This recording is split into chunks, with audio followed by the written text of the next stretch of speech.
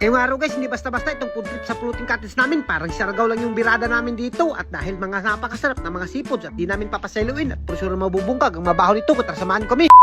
For today's video nga guys ay napakalakas talaga ng hangin dito sa amin at parang bagyo na talagang nabalitaan namin. At dito tiningnan ko yung floating cottage ko, dagdali-dali ako baka naanod na yun dahil napakalakas talaga ng ulan at ng hangin dito sa amin. At sa puntong ito guys, pati nga yung mga lubi ng hagbong na yung mga lukay nila, naku talagang napakalakas talaga. At talagang nababalakan na ako sa floating cottage ko, baka sa loud ko na yun makita. At dito pag-abot ko dito sa Katunggan, napakalakas talaga ng hangin. Buti na lang yung floating cottage ko, napakaligon talaga, hindi napalid ng hangin. Kita nyo yung hangin sa Katunggan guys, talagang umaalburuto na napakakusog talaga. Pero pagkahapon guys, medyo kumalma-kalma naman yung hangin. Kaya naman hinagad na kaagad ni Ivy yung mga barkada na. At sa nga pala, yung mga barkada niya to ay galing to silang abroad. Kaya naman natatagawan sila dito sa dagat namin. At pinasakay pa namin sila ng gakit. At dito magpupunta nga pala kami sa floating cottage namin. At pasalamat kami dahil medyo humunong-hunong na yung ulan at medyo mahinay-hinay na yung hangin. Kaya naman sabi ni Ivy, dito na tayo sa floating cottage namin, magpo-food trip. At as you can see naman yung floating cottage namin guys, talagang hindi siya natinag ng bagyo. At sa puntong ito guys, ito nga pala yung makasama namin galing abroad to. Minsan lang to makatilaw ng mga seafoods. Kaya naman pinatilaw namin dito sa floating cottage namin.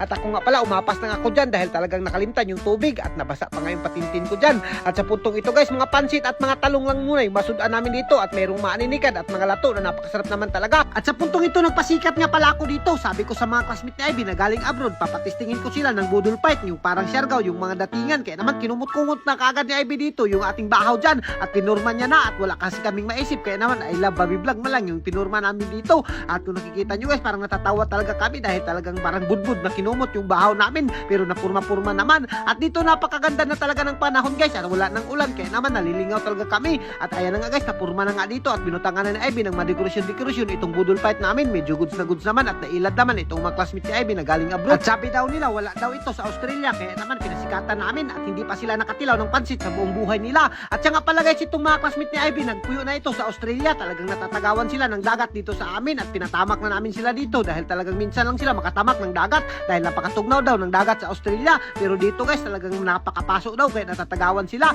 At ayan na nga guys, pinatisting ko na agad sila ng kamuti na with gamos. Nako, ako na yung dumaginot sa gamos dyan dahil napakasarap talaga. At itong si J nga guys, laking Australia yan, kaya naman natatagawan siya sa gamos. At pati sila Talulot at sila Karel guys, mga kasin nga pala yan sila na galing Australia, mga English speaking yan guys, kaya naman nalilisudan tayo dyan at nagdudugo yung ilong natin. At dito si Talulot dahil wala daw languyanan sa Australia, kaya naman dito natagawan siya paglangoy dito sa floating cottage namin. At kung nakikita nyo, pag tibugsok niya, talagang natagawan siya.